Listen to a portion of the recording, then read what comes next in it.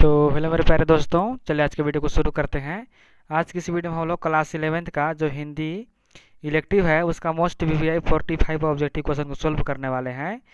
तो वीडियो को अंत तक बने रहिएगा, वीडियो काफ़ी महत्वपूर्ण होने वाला है। ठीक है दोस्तों, और यह जो क्वेश्चन है यहाँ से आप लोगों का 7 से 8 क्वेश्चन मिलने वाला है, मैच करने वाला है। तो आप लोग वीडियो को अंत तक वॉच कीजिएगा, ठीक है। तो चलिए हम लोग शुरू करते हैं। सबसे पहले खंड का दिया रहेगा, खंड का में 1 से जो 5 नंबर तक क्वेश्चन रहेगा वो आप लोगों का अपठित बोध से रहेगा। तो आप लोग को ध्यानपूर्वक पढ़कर यहाँ पर सोल्व करना है, तो आप लोग इसको सोल्व कर लीजिएगा, ठीक है। मैं आप लोगों का ज़्यादा समय नहीं लूँगा, ठीक है। और यहाँ पर जो क्वेश्चन नंबर 6 रहेगा, 6 से लेकर 10 तक, वो भी रहेगा पद्यांश से। पहले पढ़ना है, उसके बाद यहाँ पर आंसर करना है। तो आप लोग उसको पढ़ लीजिएगा, क्योंकि यह आप लोगों का पुस्तक से बाहर से है। तो इसको मैं नहीं पढ़ूंगा क्योंकि आप लोगों का ज़्यादा वीडियो लंबा हो जाएगा, ठीक है। चलिए यहाँ पर क्वेश्चन नंबर जो 11 है, ये क्वेश्चन नंबर 11 से सॉल्व करते हैं। कह रहा है कि विज्ञान वरदान अथवा अभिशाप विषय पर निबंध लिखने के लिए आप किस शैली का प्रयोग करेंगे। तो विचारात्मक शैली, यानी कि आप पहले विचार करेंगे कि किस प्रकार लिखना है। जो विज्ञान है, विज्ञान के बारे में आप लोगों को वरदान लिखना है। अभिशाप अथवा यहाँ पर क्या करना है, वरदान है कि अभिशाप है, इसके बारे में आप लोगों का निबंध लिखना है। तो आप लोग यहाँ पर विचारात्मक शैली का प्रयोग करेंगे, यानी कि पहला विचार करेंगे, उसके बाद आप लोग हमें निबंध लिखेंगे, ठीक है। क्वेश्चन नंबर 12 है कि निबंध लेखन के माध्यम से निबंध लेखक के किस गुणों को परखा जा सकता है। तो उसके ज्ञान और अनुभव, यानी कि उसके पास कितना ज्ञान है और कितना अनुभव है, वह निबंध के माध्यम से कितना व्यक्त कर पाता है, उसका यहाँ पर ज्ञानों को परख सकते हैं, ठीक है। उसका कितना यहाँ पर एक्सपीरियंस है, ठीक है। क्वेश्चन नंबर 13 है कि निम्नलिखित में से क्या कार्यालय पत्र की एक विशेषता हो सकती है। तो संक्षिप्तता, जो संक्षिप्त है, यह कार्यालय पत्र का एक विशेषता हो सकती है। बाकी विस्तार, विश्लेषणात्मक, कथनात्मक, ये सभी कार्यालय पत्र का विशेषता नहीं है, ठीक है। क्वेश्चन नंबर 14 है कि रिपोर्ट में दी गई जानकारी का स्वरूप कैसा होना चाहिए। तो तथ्यात्मक होना चाहिए, यानी कि तथ्य वहाँ पर होना चाहिए, लॉजिक होना चाहिए क्या पर क्या वहाँ पर रिपोर्ट दिया जा रहा है, ठीक है। क्वेश्चन नंबर 15 है कि किस बैठक के लिए प्रस्तावित कार्यों की क्रमबद्ध सूची क्या कहलाती है। तो किसी बैठक के लिए जो वहाँ पर कार्य की सूची होती है, क्रमबद्ध सूची होती है, यानी कि आप लोगों को उस पर क्या क्या वहाँ पर विचार करना है उस बैठक में, उसको क्या कहते हैं, तो कार्य सूची कहते हैं, ठीक है। यानी किसी बैठक से पहले कुछ यहाँ पर मान लीजिए यहाँ पर लिस्ट बनाया गया, उसको कार्य सूची कहा जाता है, ठीक है। यहाँ पर अगला क्वेश्चन है कि प्रत्यक्ष संवाद के बजाय किसी तकनीक या यांत्रिक माध्यम के द्वारा समाज के एक विशाल वर्ग का संवाद कायम करना कहलाता है। तो जनसंचार कहलाता है, ठीक है। यहाँ पर जो प्रत्यक्ष संवाद है उसके बजाय जो आप लोग यहाँ पर यांत्रिक माध्यम से, यानी कि यांत्रिक या तकनीक, जैसे कि यहाँ पर डिजिटली रूप से, जैसे कि सोशल मीडिया के द्वारा एक विशाल वर्ग का जो संवाद है वो कायम करना क्या कहलाता है, तो जनसंचार कहलाता है, ठीक है। क्वेश्चन नंबर 17 है कि समाचार सामग्री की अशुद्धियों को दूर करने, पठनीय एवं प्रकाशन योग्य बनाना क्या कहलाता है, तो संपादन कहलाता है, यानी कि एडिट कहलाता है इंग्लिश में कहे तो, ठीक है। क्वेश्चन नंबर 18 है कि सूचनाओं का संकलन एवं संपादन कर पाठकों तक पहुंचाना क्या कहलाता है, तो पत्रकारिता कहलाता है। यानी कि जो आप लोग सूचना है उसको एडिट कर लिए अच्छे से, उसको बाद पाठक तक पहुंचाना है, यानी कि जो रीडर है, रीडर तक पहुंचाना है, तो उसको क्या कहते हैं, पत्रकारिता कहते हैं, ठीक है। चलिए आगे चलते हैं। क्वेश्चन नंबर 19 है कि जनसंचार का सबसे नवीन एवं लोकप्रिय माध्यम क्या है, तो इंटरनेट है। इंटरनेट के माध्यम से आप कहीं भी किसी तक भी जो संचार, जनसंचार है, जो आप लोग यहाँ पर कुछ भेज रहे हैं उसको आसानी से इंटरनेट के द्वारा वहाँ पर जो पाठक है उसके तक पहुँचाया जा सकता है, ठीक है। यहाँ पर क्वेश्चन नंबर 20 है कि समाचार किस शैली में लिखा जा सकती है। तो उल्टा पिरामिड शैली में, जो समाचार होता है वो उल्टा पिरामिड शैली में लिखा जाता है, ठीक है। चलिए आगे चलते हैं। यहाँ पर क्वेश्चन नंबर जो 21 से 23 है वो यहाँ पर काव्यांश से दिया हुआ है। तो पहले काव्यांश को पढ़ना है, यानी कि जो यहाँ पर क्वेश्चन नंबर अब शुरू होगा 21 से लेकर 45 तक, ठीक है, वो आप लोगों का यहाँ पर पाठ्य पुस्तक से रहेगा, ठीक है दोस्तों। और आप लोगों का क्वेश्चन 45 का नहीं होगा, बल्कि आप लोगों का 40 नंबर का ही एग्जाम होगा। तो मैं 45 जो क्वेश्चन था सभी को मैं बता दूंगा, लेकिन आप लोगों का एग्जाम यहाँ पर 40 नंबर का ही होगा, ठीक है। तो आप लोग यहाँ पर 45 क्वेश्चन को देख कर नहीं सोचना है कि 45 नंबर का आप लोगों का एग्जाम होगा, ठीक है।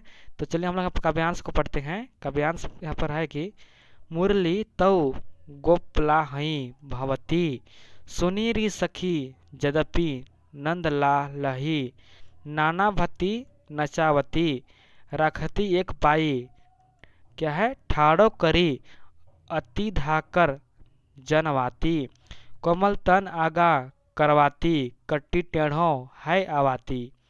ठीक है, तो यहाँ पर पूछ रहा है क्वेश्चन कि प्रस्तुत जो पंक्ति है वो किसके कवि कौन है, तो सूरदास हैं। ठीक है, चलिए आगे चलते हैं। क्वेश्चन नंबर 22 है कि गोपियों के अनुसार कृष्णा का कौन प्रिय है। तो गोपियों के अनुसार कृष्णा का कौन प्रिय है, तो उसका जो मुरली है, उसका जो बांसुरी है वो लोकप्रिय है। ठीक है, और मैं यहाँ पर और ट्रिक बता दे रहा हूँ, यदि आप लोग यहाँ पर कुछ भी दिया रहेगा काव्यांश, ठीक है, तो आप लोग उसका आंसर नहीं पता है तो आप लोग यहाँ पर सूरदास या कबीरदास मार सकते हैं। ठीक है, क्योंकि जो अधिकांश जो यहाँ पर दिया रहेगा वो सूरदास या कबीरदास का ही रहेगा। फर्स्ट प्रायोरिटी दीजिएगा कि सूरदास को मारना है, यदि नहीं जान रहे हैं तब, और जान रहे हैं तब तो अच्छे से मार के आना है। ठीक है, समझ गए। चलिए क्वेश्चन नंबर 23 है कि नंदलालही नाना भंती नचावती में कौन सा अलंकार है, तो अनुप्रास अलंकार है। यहाँ पर क्या पूछेगा, यहाँ पर अनुप्रास पूछेगा, सॉरी अलंकार पूछेगा, तो आप लोगों का यहाँ पर अनुप्रास ही मारना है। कोई सा भी यहाँ पर पूछेगा अनुप्रास को ही मार देना है। ठीक है, अधिकांश जो होता है वो अनुप्रास अलंकार से ही क्वेश्चन पूछता है। ठीक है, चलिए क्वेश्चन नंबर 24 है कि अरे इन दोहोन राह न पाई से दोहोन से कबीर का क्या आशय है, तो इसका आशय है कि हिंदू और मुसलमान। ठीक है, क्वेश्चन नंबर 25 है कि जहरी झहरी झीनी बूंद है प्रतिमानों में झहरी झहरी कौन सा अलंकार है, तो कौन सा है, तो पुरंतात्विक प्रकाश, पुरंतिक प्रकाश है। ठीक है, झहरी झहरी जो है वो पुरंतिक प्रकाश का अलंकार है। क्वेश्चन नंबर 26 है कि पाठ्य पुस्तक में पद्माकर ने अपने कविता में किसका वर्णन किया है, तो जो पद्माकर है, पद्माकर कविता पद्माकर जो है वो अपने कविता में यहाँ पर ऋतुओं का वर्णन किया है। ठीक है, पद्माकर जो अपने कविता लिखे हैं उसमें ऋतुओं का वर्णन किए हैं। ठीक है, अगला क्वेश्चन यहाँ पर है कि संध्या के बाद कविता में विविध विधाओं की तुलना किससे की गई है, तो बगुलों से किया है। ठीक है, जो संध्या कविता है उसमें विविध जो विधवाओं हैं, विविध विधवाओं हैं, उसका तुलना किससे किया है, तो बगुलों से किया है। ठीक है, क्वेश्चन नंबर 28 है कि घर में वापसी कविता में पत्नी की आंखें कवि के अनुसार क्या है, तो क्या है, तो हाथ। ठीक है, क्वेश्चन नंबर 29 है कि महादेवी वर्मा का आधुनिक काल के किस वाद से संबंध है, तो छायावादी। ठीक है, आधुनिक काल के जो वाद है उससे संबंध है छायावादी। क्वेश्चन नंबर 30 है कि कबीरदास की रचना किस पुस्तक में संकलित है, तो जो ये बीजक है, बीजक कबीरदास की रचना उसी में यहाँ पर संकलित यानी कि वहाँ पर बताया गया है। ठीक है, चलिए आगे चलते हैं। क्वेश्चन नंबर यहाँ पर 31 जो 33 है वो कैसे गद्यांश से है। ठीक है, तो आप लोगों का जो रहेगा 2 गद्यांश रहेगा और 2 पद्यांश रहेगा। एक गद्यांश और एक पद्यांश जो रहेगा वो पठित बोध से रहेगा, और एक गद्यांश और एक पद्यांश जो रहेगा वो आप लोगों का यहाँ पर पुस्तक से रहेगा। ठीक है, तो जो पठित से रहेगा वो कहीं बाहर से दिया जाएगा, और जो पठित से रहेगा यानी कि आप लोगों को पुस्तक से जो रहेगा वो पुस्तक का ही एक छोटा भाग दे दिया जाएगा।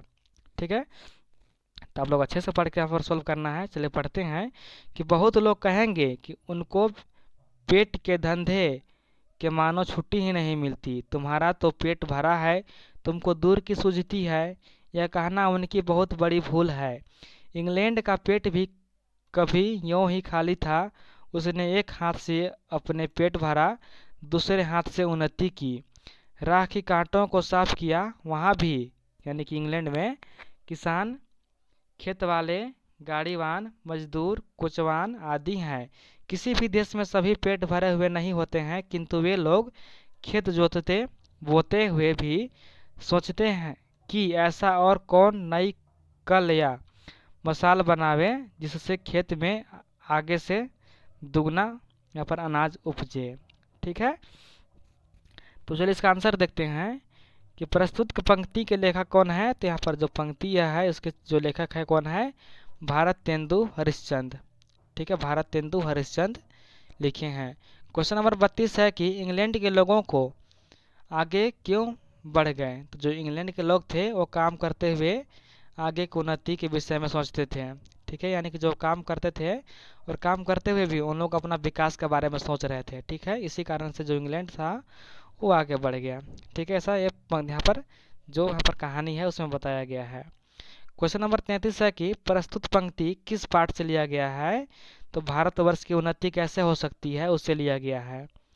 ठीक है, क्वेश्चन नंबर 34 है कि ईदगाह कहानी के मुख्य पात्र का क्या नाम है? तो जो ईदगाह कहानी है उसके मुख्य पात्र कौन है? हामिद है।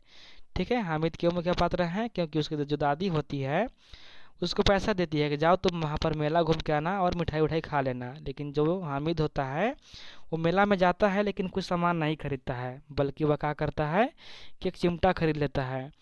और चिमटा खरीदते वक्त सोचता है कि जब दादी रोटी पकाती है तो उसका हाथ जल जाता है, क्यों ना मैं मिठाई खाने के बजाय एक चिमटा ले लिया जाए, ताकि जो चिमटा ले लेंगे हम यहाँ पर तो दादी को रोटी पकाने में आसानी होगा।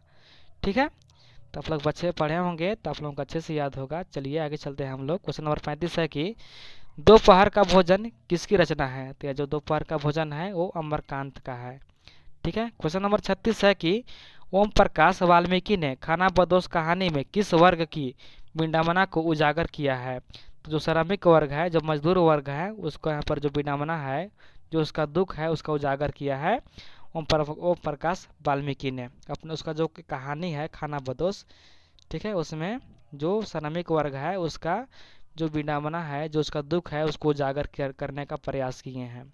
ठीक है, क्वेश्चन नंबर 37 है कि ज्योतिबा फुले की पत्नी का क्या नाम था? तो क्या नाम था? सावित्रीबाई फुले। और ज्योतिबा फुले का एक पुस्तक था, उसको आप कमेंट करके बताइएगा कौन सा था। ठीक है, वह काफ़ी फेमस पुस्तक था उसका। ठीक है, चलिए आगे चलते हैं। क्वेश्चन नंबर यहाँ पर 38 है कि गुंगे कहानी में किसके प्रति समाज में व्याप्त संवेदनहीनता को रेखांकित किया है? तो जो दिव्यांग है, दिव्यांग को यहाँ पर कहा गया है। ठीक है, क्वेश्चन नंबर 39 है कि हरिशंकर परसाई प्रसिद्ध हैं, किसके लिए प्रसिद्ध हैं? तो हास्य व्यंग के जो लेखक हैं उसके लिए प्रसिद्ध हैं हरिशंकर परसाई। ठीक है, यानी कि वो हंसी मजाक वाला यहाँ पर व्यंग लिखते हैं, इसी कारण से वो फेमस है।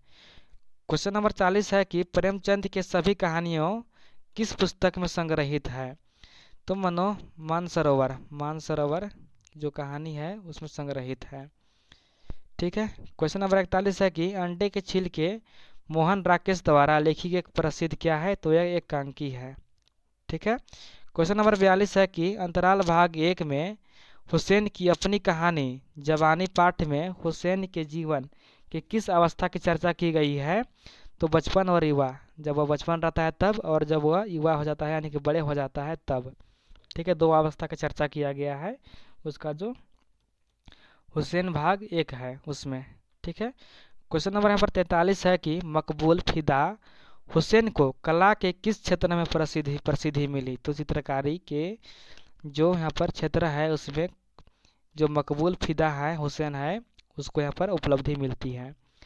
ठीक है, क्वेश्चन नंबर 44 है कि आवारा मसीहा का उपन्यास किस साहित्यकार के जीवन पर आधारित है? तो शरद चंद यहाँ पर उसके जीवन पर आधारित है। क्वेश्चन नंबर 45 है कि शरद चंद के पिता का क्या नाम था? तो जो शरद चंद थे उसका पिता का नाम था मोतीलाल। ठीक है, क्या नाम था? मोतीलाल।